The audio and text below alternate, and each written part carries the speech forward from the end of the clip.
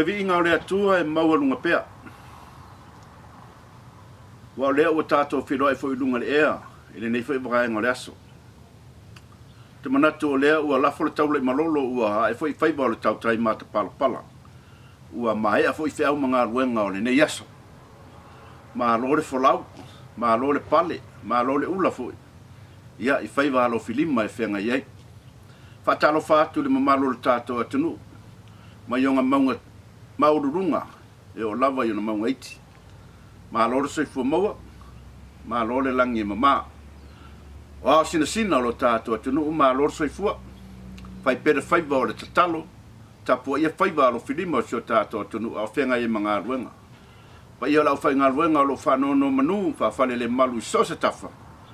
Ia wamanu ia o Samoa, ma lo lava le soifua. Maua rewa noa tātou te whasoa ai, ma le tamai tai tustala i alangi mo le presidente o le media Samoa. Ine nei vai ngol tātou pokalame.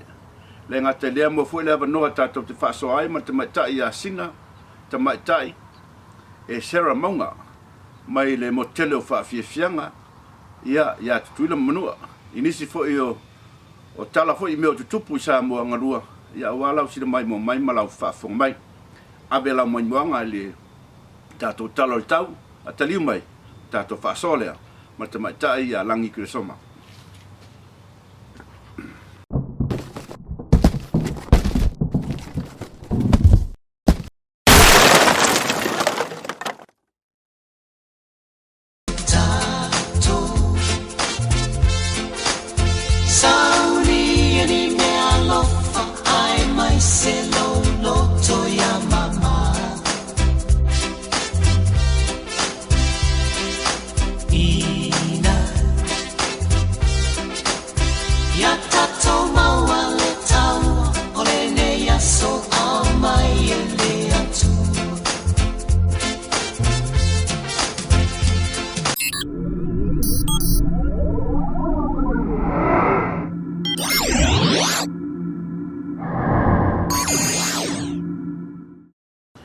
Soifu manuia, langi ma lor soifu al nei aso. Ma lo for tawa tai la ufionga le tamai tai presidente o le media Samoa. Ia soifu manuia tu la epa. Mamai. Ia, le lava manuia fa aftai. Ia langi tu Manatu talame fa solo tato pokalame nei aso no tato taimi. Ia, mumbua o amale si tato fenga malo ma le tunu ma me sfor talo tau nei aso. Ia, matango fia le aso le li. Langi le mea uma, i te lofa pena fo i le tato o tunu atoa, lofa pena on manuia le ini tala ni whawhitauri ka amatu iaro i ar teminei, le mea uma. Ia, langi, ta amata mai a whaamole le i whaamisinonga nei aso, ona whai ue le i se mtau pupo i whafono le paramene, ia i le luaso taluai. Ia, ea mai whaamisinonga nei aso langi, mana ngang wharualo? Ia whaftai tula epa, ia o tasi mata upule sa tanga whia whaamisinonga whaitung malo i le aso, ia o mata upule wale whafuna tuli an malo le atunu. Mata upule whaasanga koile i le ele mai Australia. Ia le fionga ia persong kaya tiu malu matua mai fea pitu. Tua inga foi o le kaya o whamatalanga ma o whaalumalunga pasanga i palimia ia whapefulenga whaupaya le tua i le atua Samoa tasi. O le sola lena ilo ai le talo sanga a le tu a tiu malu. Ina ia whaalea ngā inga ia le morianga pasanga ia te ia ona o maula nei sa tu ina lunga whamasindonga. Ele ese jurisdiction foi le polo ese se malo angal whamasindonga Samoa e tango fia e pe tino ese mata pasanga ia tiu malu. Ona o tua inga ia tua ia tiu malu. Sa tula'i mai Australia ele i whaia i tono Samoa ia tua inga. O le maulana sa ilu malwhamasinonga le so pe taina tu o le tula'i whaia le loi o tula'i mo leo leo. Ia ma lau fui vaenga o le tula'i pono. E ui lavo o le soli ngā tulafono sa whaatino i Australia.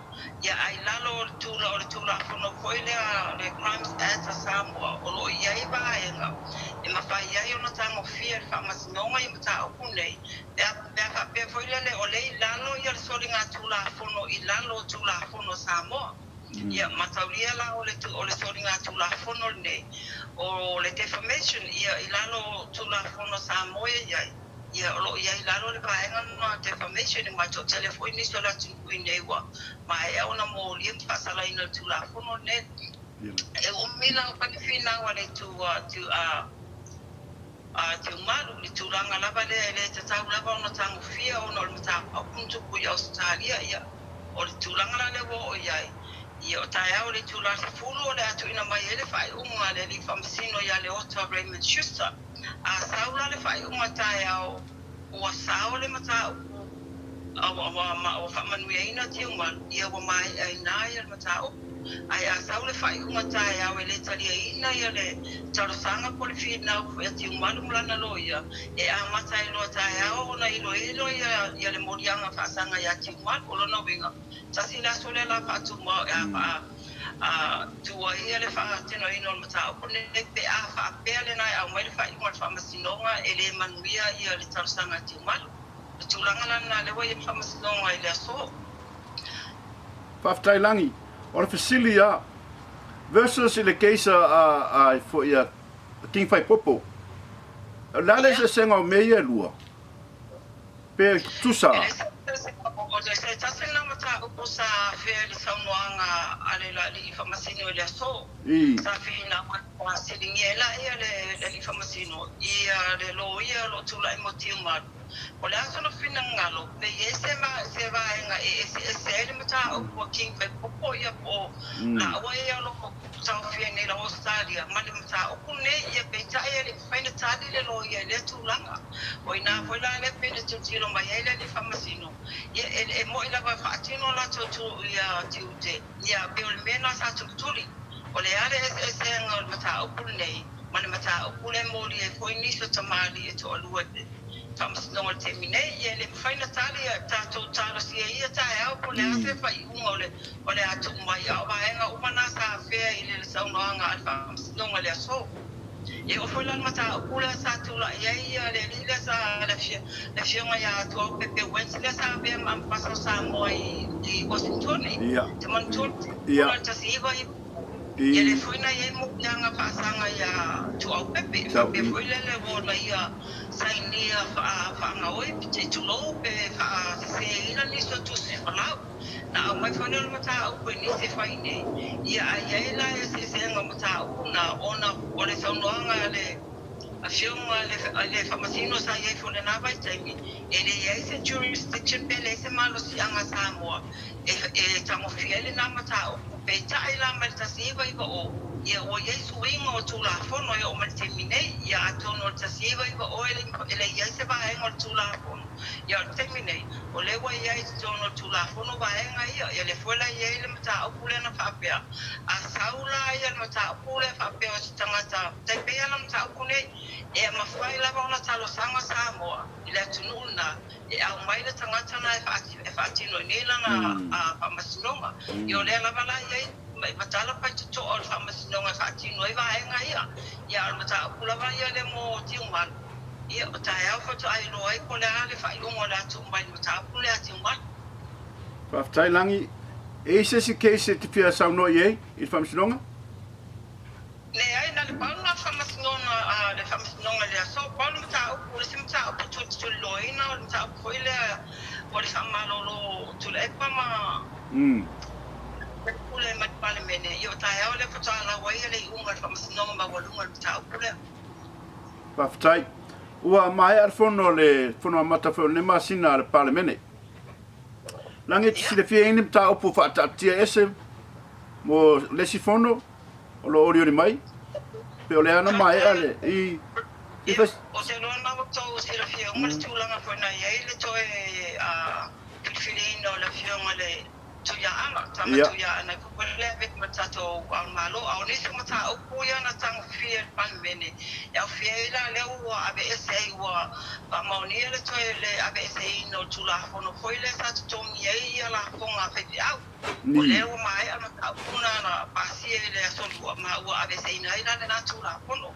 pa o le tula fono le o la to foi to no le palmene to tala no ina le tula fono foile o le na be se le no e el tula fono le fa vai le swingo ye swingo le fa vai ye mana swinga ye na fai le tula fono o kama se longa fa no maswafa o le la o mali o mai le parimene sa ye fo le funsanga da solua o la to fa foi me le pili ata ai o sta ati fa ati ese ye le tula fono le pasia ai o la to foi le pili le pili la leo la to foi me tono le parliamento ia ma da pena o mai ona fa ia sai linga foi ma se suenga lo fisalo ia sili ma ba en lo fisal fono ona to au mai le na to le na tautino la vai la fiona parliamento tono fontanga o le ai suinga i tono le pili nei ina ia ma fa ia ona swala kule le fa le fa pita o le tula mai o me la ba termine o lo to ala vai ia ngalwenga foi le fa masno le winga lo tala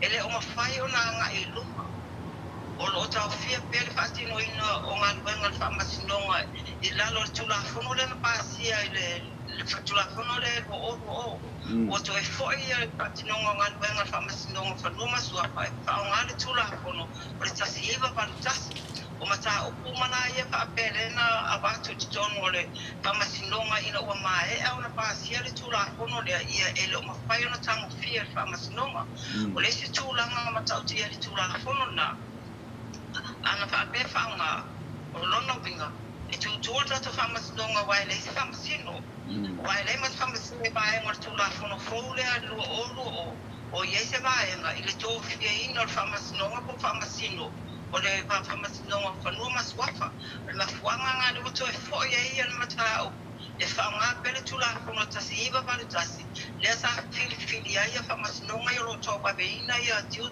fa masinonga fa no maswafa terminate ia ai o le si vol fontanga le la so me la furbalu o ke topa o no venga yo to ina wo mo se tala la tamai o ai ni ai inga ya o swinga fo yo fa yo to ina tono pili nei ona foto ato ya bele ma pasia o se tula fono alo ia o le se tula sanga nga tono le pale bene o le tula nga foi le fa tu tasio le malo ia matovia foi sa te le alta pisa le men tula mai tau sanga o mapai taimina saini ia le au malo ia mata ko batu me fa pena fa balwa po le lana ia le manatu o te tau na fa tu tasi ia le ofisole a malo mai le te tau foi ona toi fa tuaina ele palemia le au malo o le mafuanga ona o te tono le palemene o lo iai ele palemia ma o lo iai fuinala vanoa e fai lo ia manatu le palemia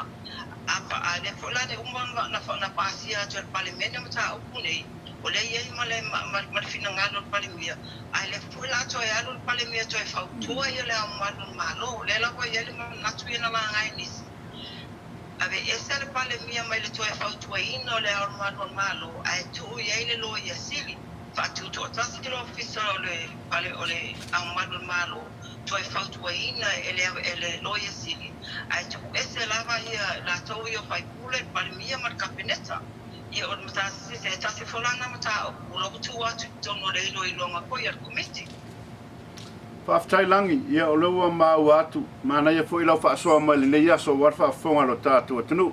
Ai ona lo tātou taimi, e watu le nganga whaaftai tele le mafuta mai whoni aso. Ia lo tātou pokalame, tātou whiro ai fo i le vai aso whaulangi, ia mana nganga whaaftai, ia ngā lele tue whia munga luenga lo nei aso toi, whaaftai tele, lau whionga le tamaitai. ia Toi fua whaaftai.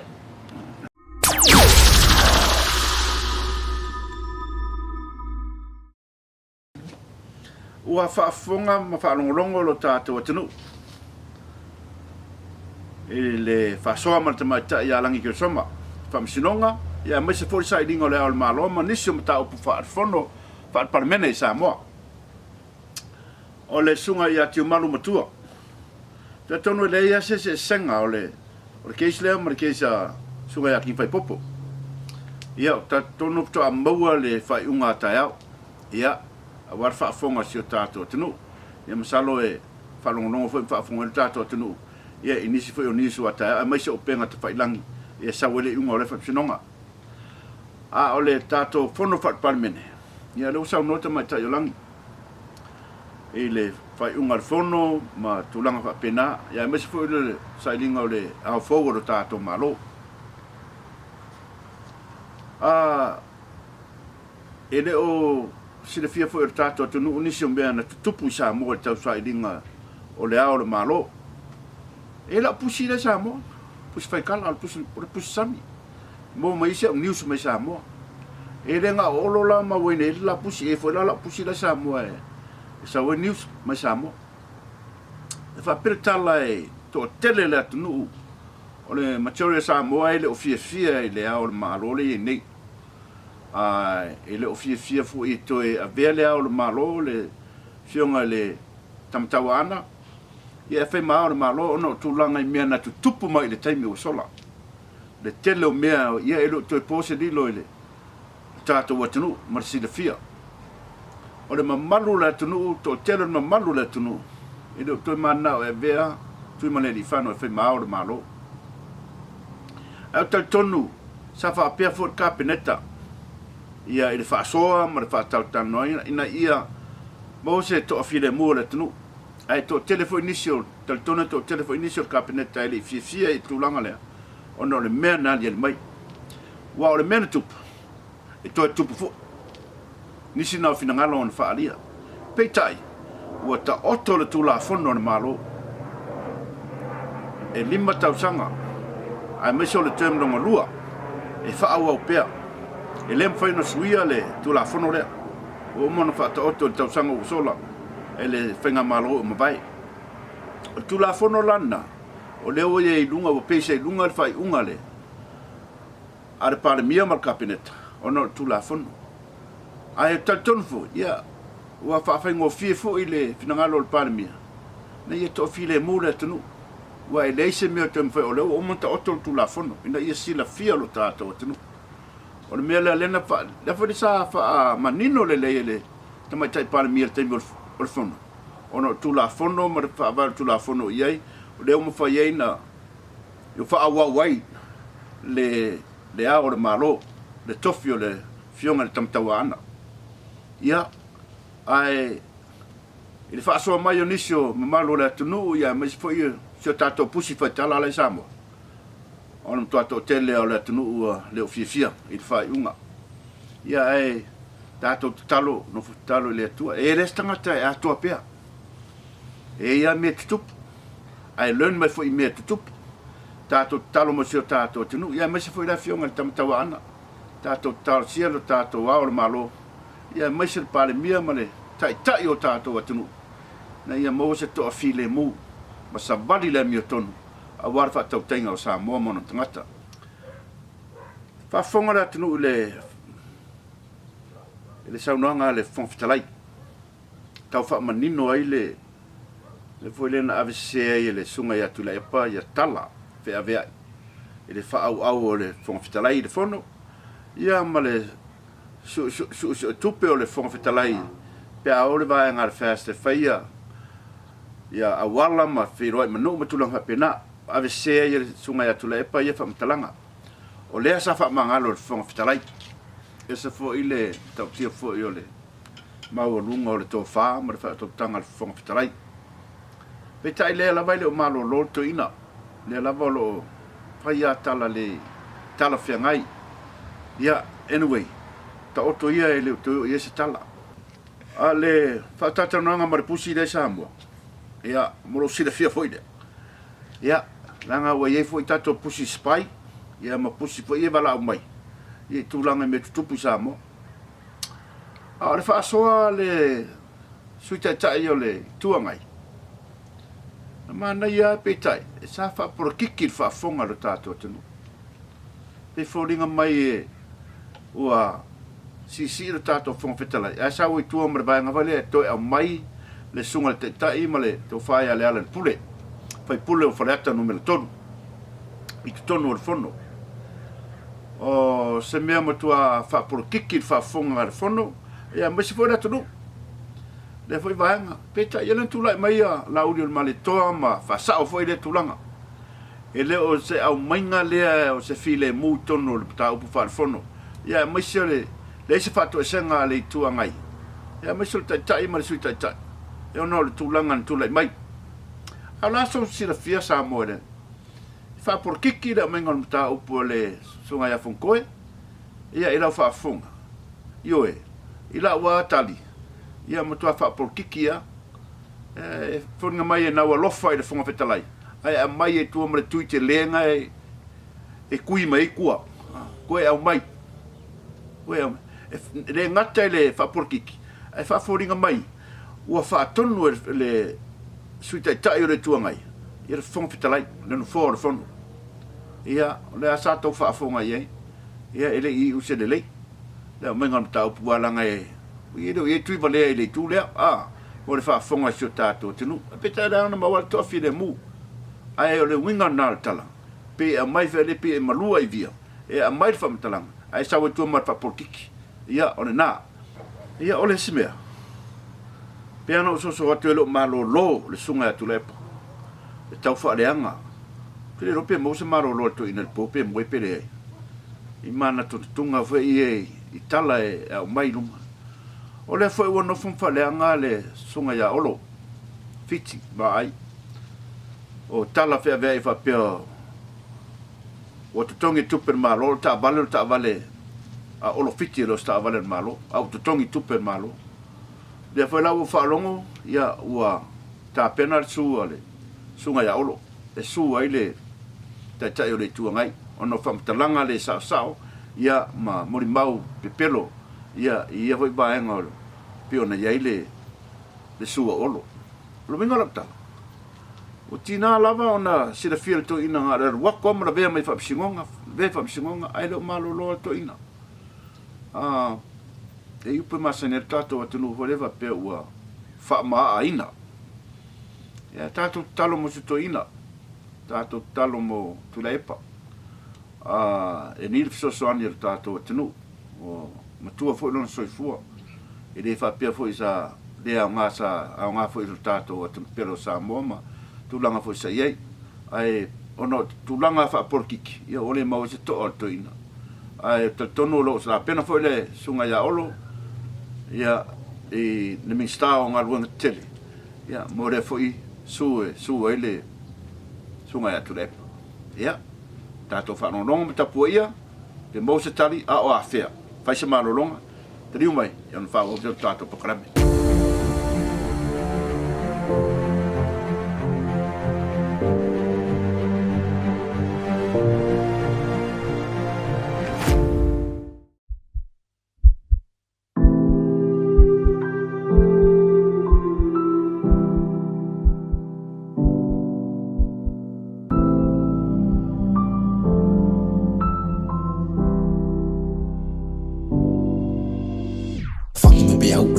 So dia kamai ole lamba le lani yo Surungia mai yo fodin Fe emo mai ole sami ila E ole maka le fafuse ia Onga kusubia mai on ai yo wina O ula ngonga o kia sa ia ilo uloko ole nei ua whaaya ina Alu boso sa ubaso le mawhainga o whanga lo o ua o ke manga kua ina Be alu luki mai ni o ki ngā Whinga kakasire kadinga o lo a ina Mai da vai do ulai kiki De dua kau singa mai o au luke ni i whawhiki Ke kere haso e fesu ia i kau Hole kau kai poko la vanga e whina Pusa lava po o a whinga ka Hangi mai o a wha e ma pua ngā Ele mawhai he lava o ma kako ia lua Lo whamongi ma le lua whinga Ia i mako ni le whaangau Awa se dumanga i mo aso asau O whakuanga e ku ukaringa mai i kai mi umakado Wede dua doko ngau Ia awange i hora kau whaado do Pe o se masinga e susuru mai le po O kai mi umalava lo ke du ia i i whakuanga o ke ke umalu do doko Lea daba kongo i o mangaku Lea whai wa maa whanga mai fo i do whaku Le mongi daba lea no whawha le makua Whakuanga umalava i e whakau Mom, Dad Makwai kumu wa ui loko whafkai Ilo kau singa mai wa o me lo lai kiki se ia o mai nge Lea wa wola, ma wul malos O le vi inga e whafo e ka maa o le langi a wanga le se ngō o rua O ke leo le whiwhi e ngi lau langi Lea fwe wa uloa ma o mau ki ngō Le si senga le lo fa fare wo. Me le lo fa fare ma ko.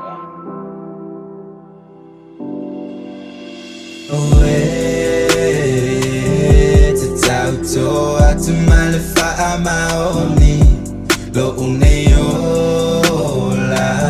zero foina to say yo oleoti fafetai ma vivi ifafetai lo wali imose me alofa uasili sili le ese lo famone fatu saina le alofona yo umatua emoni lava yo ole unga.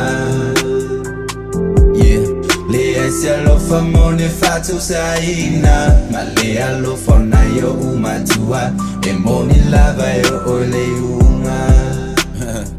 Yeah. What's the woman do? What's the fable so? They can't let video equal pull on a calavo.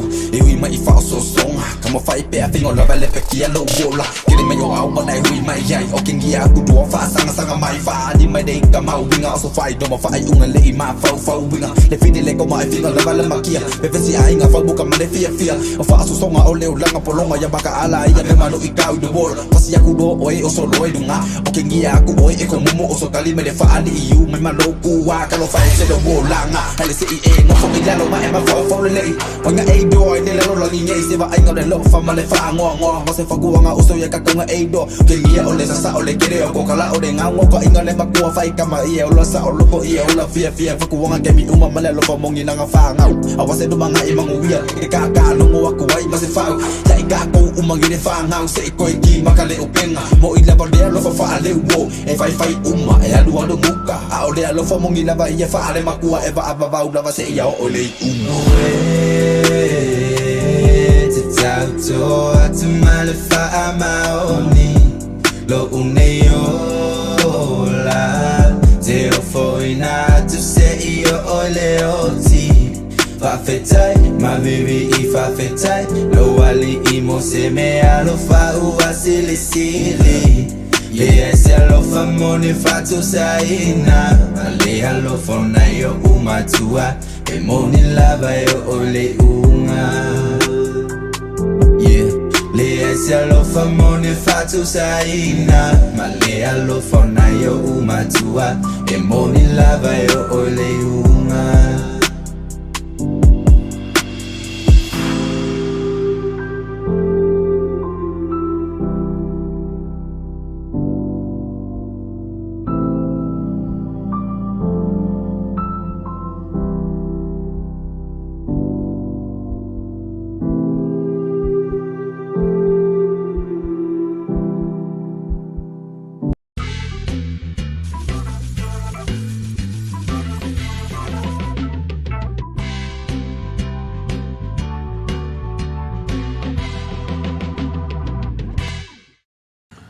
Malo la vale no sai.